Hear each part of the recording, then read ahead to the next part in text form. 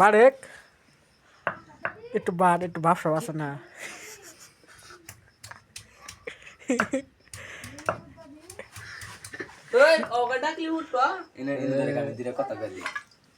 Guys আজকে সর্বরাতের রাত্রি আমরা সবাই রাত্রি জাগরণ করলাম।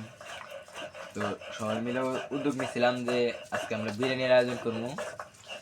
তো এখন প্রায় রাত 11:30 মতো বাজে। রান্না বাড়া করতে আমাদের প্রায় 2-2.5 ঘন্টা লাগবো।